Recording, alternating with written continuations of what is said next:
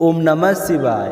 हर हर महादेव। सभी श्रोताओं को स्वागत है आपके अपने चैनल शीला भक्ति स्टोरीज में। आज वैशाख माह की कृष्ण पक्ष की 10वीं तिथि और बुधवार है, तो विष्णु भक्तों को याद दिला दूं कि कल वारुथनी एकादशी का व्रत रखा जाएगा। जो भी विष्णु भक्त एकादशी का व्रत रखते हैं तो एकादशी व्रत के नियम का पालन आज दोपहर के बाद से लागू हो जाएगा। एकादशी का व्रत रखने वाले सारे विष्णु भक्त इस बात का अच्छे से ख्याल रखें कि और पूरे नियमों का पालन करते हुए भगवान श्री हरि विष्णु को समर्पित एकादशी का व्रत पूरे श्रद्धा भाव से रखें, क्योंकि हमारे हिंदू धर्म में एकादशी के व्रत को बहुत ही अधिक महत्व दिया गया है। आप सभी के मंगल जीवन की कामना करते हुए सुनते हैं आज की कथा। प्रेम भाव से कहिए गणेश जी गजानंद की जय हो। एक समय की बात है कि एक राजा के 2 रानियां थीं। राजा एक रानी से बहुत ही अधिक प्यार करते थे और दूसरी रानी को कम ही स्नेह देते थे। तो जो रानी राजा को प्यारी थी उस रानी को लक्ष्मी के नाम से जाना जाता था और दूसरी रानी को पर होने पर कुलक्ष्मी कहा जाता था। तो वह बेचारी कुलक्ष्मी कहने के कारण मन ही मन बहुत दुखी होती थी। उसे ना तो कभी राजा का प्यार मिला और ना ही राजमहल के रहने वाले लोगों को स्नेह करते थे। इस तरह वह किसी की चहेती नहीं थी, किंतु जो प्यारी रानी लक्ष्मी थी उसे सारे प्यार करती थी। फिर भी वह बहुत ही घमंडी और अहंकारी थी। कुलक्ष्मी उसे फूटी आँख नहीं सुहाती थी। वह हर समय सोचती कि तरह यह राजमहल से चली जाए। तो एक दिन रानी क्रोधित होकर लकड़ी का पट्टा ले मालिन के कपड़े पहने और कोप भवन में बाहर जाकर लेट गई। जब राजा को अपनी चहेती रानी कहीं दिखाई नहीं दी तो वह इधर उधर ढूंढने लगे। फिर उन्होंने कोप भवन में जाकर देखा तो छोटी रानी मालिन के कपड़े पहनकर वहाँ पर लेटी पड़ी थी। तो राजा ने पूछा कि लक्ष्मी, क्या बात है, तुम इस तरह कोप भवन में क्यों पड़ी हो? तुम क्या चाहती हो? जो रानी तुम कहोगी वही होगा। तो राजा की बात सुनकर रानी लक्ष्मी कहने लगी कि कुल लक्ष्मी को देश से निकाल दे दो। कुल लक्ष्मी रानी थी, इसलिए राजा उसे देश से निकाला दे नहीं सकते थे, क्योंकि ऐसा करने से राजा की बदनामी होने का डर था। तो यह सोचते हुए राजा ने रानी लक्ष्मी से कहा कि तुम चिंता मत करो, आज के बाद कुलक्ष्मी तुम्हारी आंखों के सामने नहीं रहेगी। इसके लिए कुछ ना कुछ तो करना ही पड़ेगा। तो राजा ने काफ़ी सोच विचार के बाद निर्णय लिया कि क्यों ना कुलक्ष्मी रानी को मायके छोड़ाए और फिर रानी कुलक्ष्मी को यह संदेशा भिजवा दिएंगे कि जल्दी से तैयार हो जाओ, राजा ने मायके जाने के लिए कहा है। तो रानी सोचने लगी कि राजा को आज मुझ पर इतना प्रेम कैसे उमड़ पड़ा। वह तो बेचारी भोली भाली कुछ नहीं जानती थी। जल्दी जल्दी तैयार हो गई। तो राजा ने कुलक्ष्मी रानी को एक रथ में सवार कराया और स्वयं घोड़े पर सवार होकर रथ के साथ चलने लगे। एक पीहर जंगल में पहुंचकर राजा ने रथ रुकवाया और सारथी से कहा कि तुम मेरे साथ घोड़े पर बैठ जाओ। और रानी को उसी जंगल में छोड़कर राजा उस सारथी को लेकर घोड़े पर चढ़कर अपने महल की ओर चलने लगी। तो रानी कुलक्ष्मी कहने लगी कि महाराज, आप कहाँ जा रहे हैं? तो राजा ने कहा कि बड़ी जोरों से प्यास लगी है, पानी की व्यवस्था करने जा रहे हैं। यह कहकर राजा रानी को उस जंगल में छोड़कर स्वयं सारथी को लेकर घोड़े पर सवार होकर अपने महल को चली गई। और उधर रानी कुलक्ष्मी सारी रात इंतजार करती रही। रात्रि बीत गई पर उन्होंने दोनों का कोई अता पता नहीं था। रानी कुलक्ष्मी को प्यास लगी थी। वह रथ से उतरकर पानी की तलाश में चल पड़ी। रानी ने आसपास पानी खोज पड़ी, परंतु उसे कहीं भी पानी दिखाई नहीं दिया। तभी रानी ने देखा कि एक सारस का जोड़ा एक तरफ जा रहा है। तो उन्हें देखकर रानी भी उनके पीछे पीछे चल पड़ी। वह सोचने लगी कि जरूर यह पानी की तरफ जा रही है। तो उनके पीछे चलते चलते एक नदी के किनारे पहुंच गई। रानी ने सोच आदि से निवृत्त हुई, फिर उस नदी में स्नान किया, जल पीकर अपनी प्यास बुझाई। उसी समय थोड़ी ही दूर पर कुछ महिलाएं स्नान कर रही थी। स्नान करने के बाद उन सारी महिलाओं ने दशा माता का डोरा लिया उनके पास एक डोरा बच गया। तो उन्होंने रानी से कहा कि आप कौन हैं? हमारे पास एक डोरा बच गया है, हम चाहते हैं कि आप यह डोरा ले लें। तो रानी ने कहा कि यह किस चीज़ का डोरा है, मैं तो जानती भी नहीं। तो उन महिलाओं ने रानी कुललक्ष्मी को दशा माता के व्रत की सारी विधि, महत्व और फायदे बता दिए। तो रानी सुनकर बहुत ही खुश हुई और डोरा लेकर अपने रथ में आकर बैठ गई। दशा माता ने रानी की परीक्षा लेने के लिए एक बुढ़िया का भेष धारण किया और उसके रथ के पास आ गई। रानी से कहने लगी कि बेटी, तुम इस जंगल में बैठी क्या कर रही हो?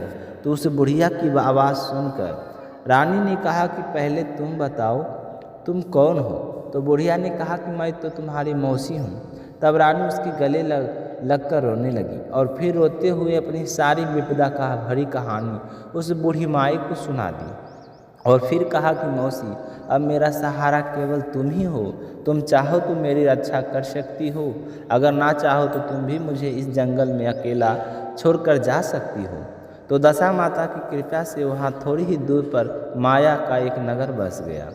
रानी के भाई भाभी आदि सारा मायका वहाँ पर प्रकट हो गया।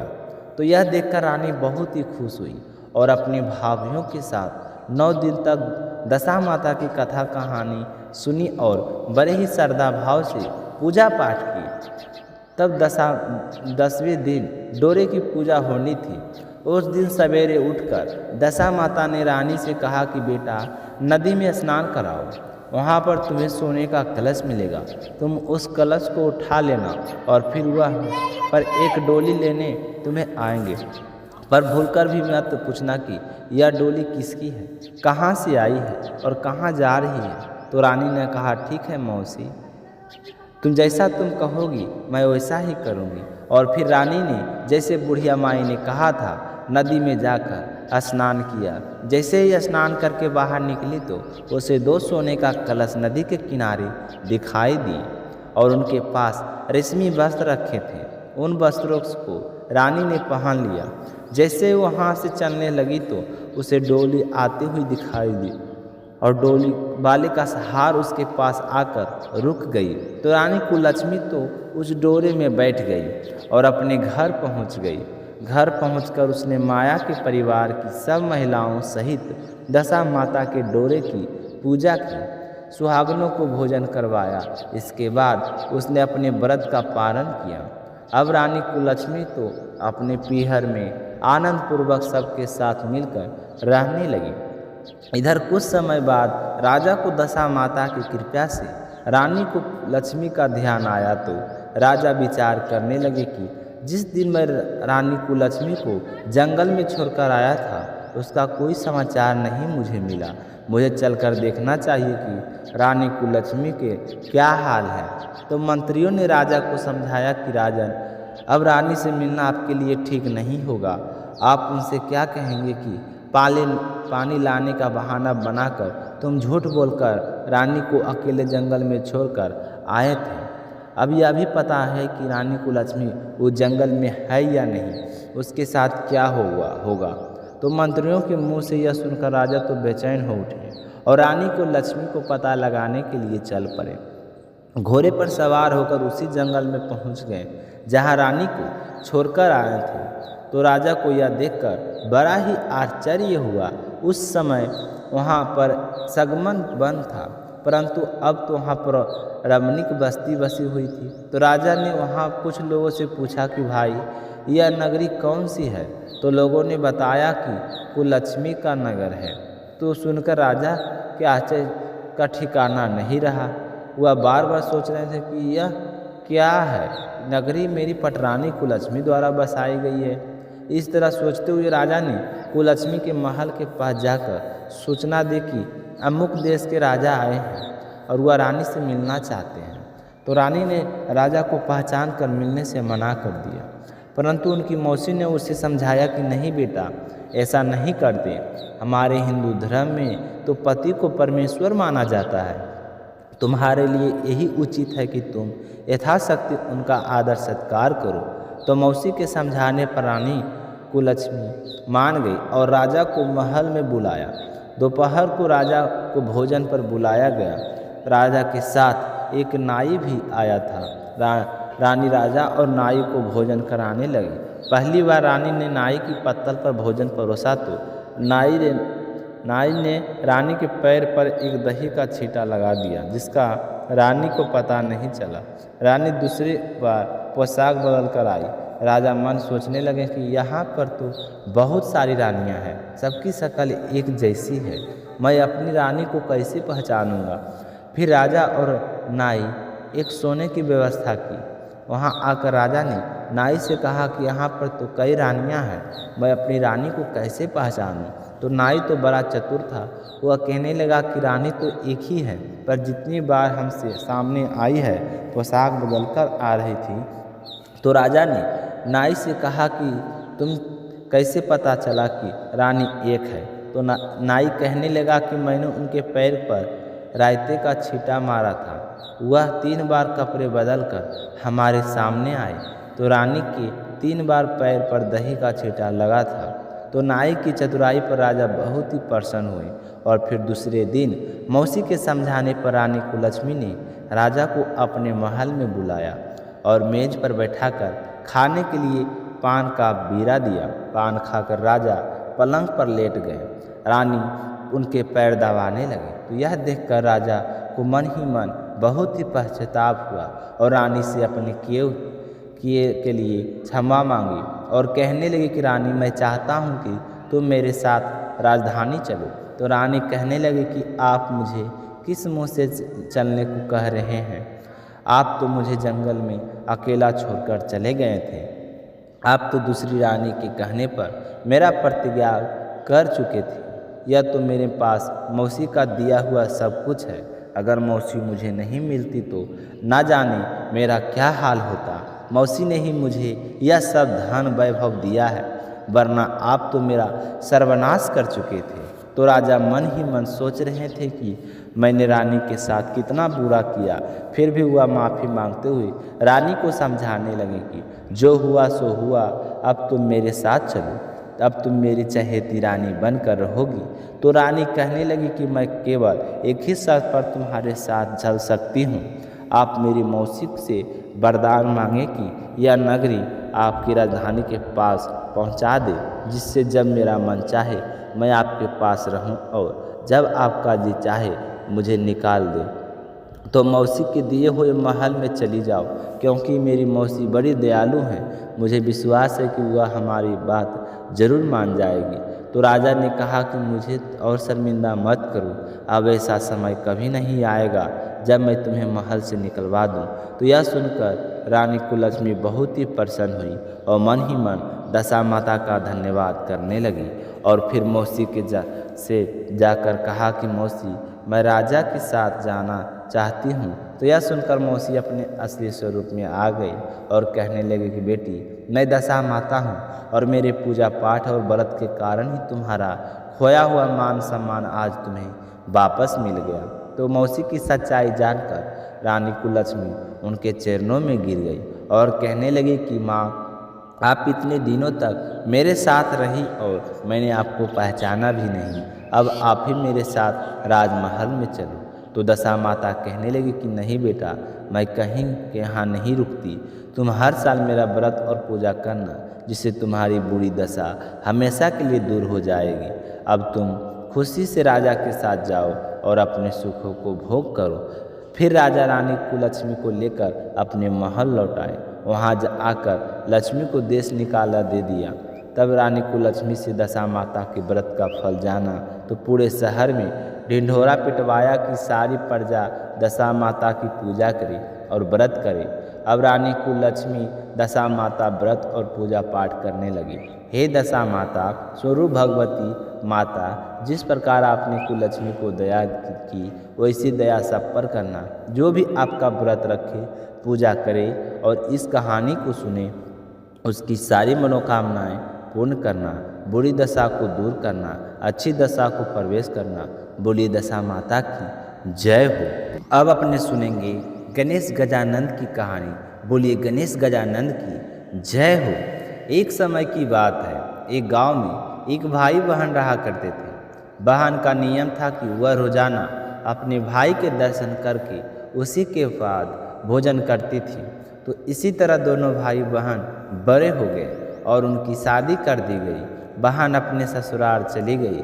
अब वहाँ भी जल्दी जल्दी काम ख़त्म करती और फिर अपना भाई का मुँह देखने के लिए अपने मायके आती। अपने भाई से मिलने बाद ही घर जाकर भोजन करती। तो एक दिन रास्ते में एक पीपल के पेड़ के नीचे गणेश जी की मूर्ति रखी थी। उसने भगवान के सामने हाथ जोड़कर कहा कि हे गणेश जी भगवान, मेरा जैसा अमर सुहाग और मेरे जैसा अमर पीहर सबको दीजिए। यह कहकर वह अपने मायके चली गई। अब उसका रोजाना का नियम था, वह 2 मिनट गणेश जी भगवान की मूर्ति के आगे रुकती और वही बात कहती और फिर अपने भाई से मिलने के लिए चली जाती। एक दिन उसके पैरों में जंगल की झाड़ियों के कांटे चुभ गए। जैसे वो अपने भाई के पास पहुंची और भाई का मुंह देखकर बैठ गई, तब भाभी ने पूछा कि ननद भाई साहब, आपके पैरों में क्या हो गया है? तो वह कहने लगी कि भाभी, रास्ते में जंगल की झाड़ियों के कांटे गिरे थे, वह मेरे पाँव में चुभ गए। तो उसकी भाभी ने गर्म पानी लाकर उसके पैर धोए और फिर पट्टी बांध दी, चाय पानी पिलाया और कुछ देर बातचीत करके जब उसकी ननद अपने घर चली गई तो उसकी भाभी पीछे से कहने लगी कि आप किस तरह के भाई हैं? अपनी बहन के पैरों की तरफ देखा है तो आपका मुंह देखे बिना भोजन नहीं कर सकती है। आप अपनी बहन की तरफ ध्यान नहीं देते, देखा नहीं उसके पैरों में किस तरह के कांटे चुभे हुए थे? जाइए अभी के अभी रास्ता साफ करवा दीजिए। तो यह सुनकर उसके बड़ा भाई बहुत ही दुख हुआ कि बहन मेरी मुंह देखने के लिए यहाँ तक आती है और मैंने कभी भी ध्यान नहीं दिया कि वह किस तरह आती है, कितनी परेशान होती है। तो अपनी पत्नी को कहने लगा कि मैं भी जाता हूँ और सारा रास्ता साफ करके आता हूँ। तो वह कुल्हाड़ी लेकर और सारी झाड़ियाँ काटकर रास्ता साफ करवा कर आया। रास्ते को साफ करते हुए उसने ध्यान नहीं दिया, गणेश जी की मूर्ति को वहाँ से हटा दी। तो यह देखकर गणेश जी भगवान गुस्सा हो गए। जब वो अपने घर आया तो उसकी तबीयत खराब हो गई और गणेश जी के प्रकोप से वह मृत्यु को प्राप्त हो गया। गांव के लोग इकट्ठा हो गए, अंतिम संस्कार की तैयारी करने लगे। तो उसकी पत्नी ने रोते हुए कहा कि भाई, आप लोग थोड़ी देर रुक जाइए, मेरी ननद आने वाली है, वह अपना भाई का चेहरा देखे बिना भोजन नहीं करती। तो गांव वाले कहने लगे कि आज तो अपने भाई का मुंह देख लेगी, वह कल किसका मुंह देखेगी? तो वह कहने लगी कि आज इसकी बहन को इनके दर्शन कर लेने दो, फिर आप ले जाना, यह उसका नियम है। तो गांव वाले उसकी बहन का इंतजार करने लगे। रोज की तरह बहन अपने भाई को मुंह देखने के लिए जंगल के रास्ते से आ रही थी। जंगल का रास्ता सारा साफ किया हुआ था। तो वह आगे बढ़ी तो उसने देखा कि सिद्धि विनायक भी वहाँ पर नहीं थे। तो वह सोचने लगी कि गणेश जी की मूर्ति कहाँ गई। तभी उसकी नज़र गणेश जी की मूर्ति पर पड़ी। उसने मूर्ति को उठाया और साफ करके वापस उसी जगह पर रख दिया और फिर गणेश जी भगवान को प्रणाम करके कहने लगे कि हे गणेश जी भगवान, मेरे जैसा अमर सुहाग और मेरे जैसा अमर पीहर सबको देना। यह देखकर वहाँ चली गई। तो भगवान सोचने लगे कि अगर आज मैंने इसकी नहीं सुनी तो मेरी कौन मानेगा, कौन मुझे पूजेगा? मैंने तो इसके भाई के प्राण हर लिए हैं। तो सिद्धि विनायक जी ने उसी आवाज़ दी कि बेटी, इस खेजड़ी के 7 पत्तियाँ तोड़ ले जा और उस कच्चे दूध से घोलकर तुम्हारे भाई के ऊपर छींटा मार देना, तो वह उठकर बैठ जाएगा। तो यह आवाज़ सुनकर बहन पीछे मुड़ी तो पीछे कोई नहीं था।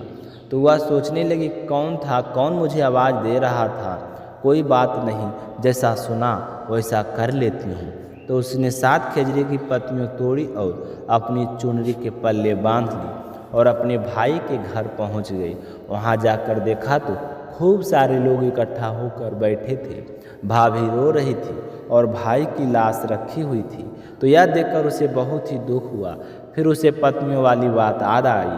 तो जैसे उसने सुना था उसी तरह उसने दूध में उन पत्तियों को घोलकर अपने भाई के ऊपर छिटा दिया। तो उसका भाई तो ऊपर उठकर बैठ गया और कहने लगा कि बहन, आज तो मुझे बहुत गहरी नींद आई। तो अपने भाई की बात सुनकर उसकी बहन कहने लगी कि भैया ऐसी गहरी नींद तो किसी दुश्मन को भी ना आए। यह कहते हुए उसने सारी बात अपने भाई को बता दी। तो यह सुनकर उसके भैया और भाभी बहुत ही खुश हुए और गांव वालों को यह भी जानकर बड़ी हैरानी हुई कि सारे लोग कहने लगे कि बहन में सत्य था जो उसने अपने भाई के मुंह से वापस निकाल लिया। और सारे गणेश जी भगवान का जयकारा लगाने लगे। हे गणेश जी भगवान, जैसा आपने उस लड़की के भाई की रक्षा की वैसे सबकी भाई को रक्षा करना और उनका अमर सुहाग और अमर सुपीहर सबको बनाए रखना। जो भी आपकी इस कथा को श्रद्धा भाव से सुने उसकी सारी मनोकामनाएं पूरी करना। बोलिए गणेश जी महाराज की जय हो। तो आप सभी श्रोताओं से एक छोटी सी निवेदन है कि अभी तक आपने अगर शिला भक्ति स्टोरी चैनल को सब्सक्राइब नहीं किए हैं तो चैनल को सब्सक्राइब कर लें और आने वाली वीडियो में आप सभी ध्यान से सुनते रहें। और आप सबसे एक और छोटा सा निवेदन है कि वीडियो कमेंट सेक्शन में अपना नाम और आप वीडियो कहाँ से देख रहे हैं जो ज़रूर बताएं।